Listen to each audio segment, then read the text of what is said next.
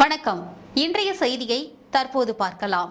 திருச்சி அருகே சண்டையை தடுக்க சென்றவர் மீது தாக்குதல் நடத்திய நபர்களை கைது செய்ய வலியுறுத்தி பாதிக்கப்பட்டோர் குடும்பத்துடன் திருச்சி அரசு மருத்துவமனை முன்பு சாலை மறியல் போராட்டம், போக்குவரத்து பாதிப்பு என்று காவல்துறையினர் விசாரணையும் மேற்கொண்டு வருகின்றனர்.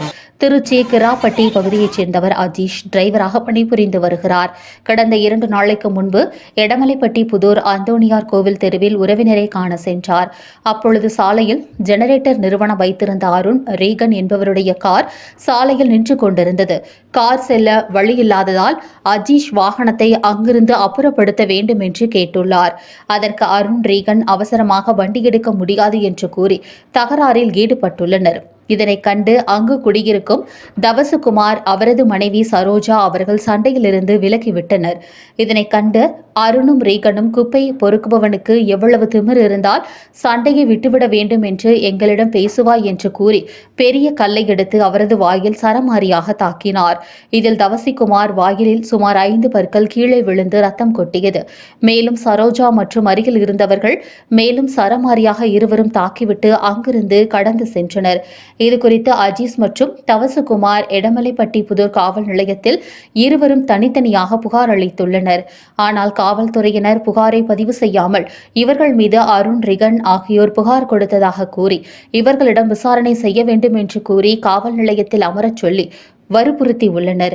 மேலும் தாக்கப்பட்ட தவசிக்குமார் திருச்சி அரசு மருத்துவமனையில் சிகிச்சை பெற்று வரும் நிலையில் காவல்துறை எந்தவிதமான விசாரணையும் மேற்கொள்ளாமல் அருண் ரீகன் இருவரும் ஆளும் கட்சியின் பொறுப்பாளர் ஒருவரின் பின்புறமாக செயல்படுவதாக கூறி அவர்களை விசாரணை செய்ய மறுத்து வருவதால் பாதிக்கப்பட்டோர் உறவினர் மற்றும் குடும்பத்துடன் திருச்சி அரசு மருத்துவமனை முன்பு திடீரென்று சாலை மறியல் போராட்டத்தில் ஈடுபட்டனர்.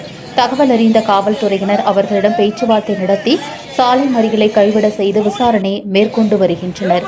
பொதுமக்கள் இந்த திடீர் சாலை மறியல் போராட்டத்தால் அப்பகுதியில் சுமார் 45 நிமிடங்களுக்கு மேல் போக்குவரத்து பாதிப்பு ஏற்பட்டு பரபரப்பான சூழ்நிலை காணப்பட்டது.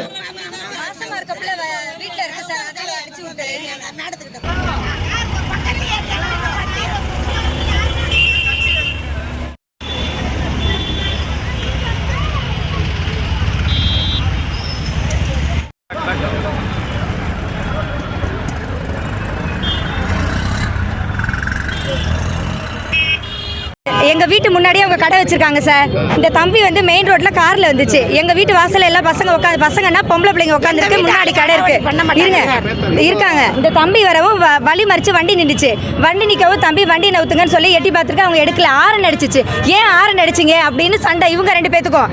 ஏன் இந்த என் தங்கச்சி வீட்டுக்கார் போய் விளக்க போனதுக்கு இந்த பிரச்சனையானது. அடிச்சு ஒன்றும் இல்லாத பையனை கல்லை தூக்கி மூஞ்சில் அடிச்சு கையில கிடக்கிற கட்டை எல்லாம் வீட்டுக்குள்ள பறக்க விட்டு அராஜகம் பண்ணிட்டாங்க சார். எங்க வீட்டு ஆம்பளைங்க யாருமே இல்ல, எல்லாருமே பொம்பளைங்க தான் இருந்தோம்.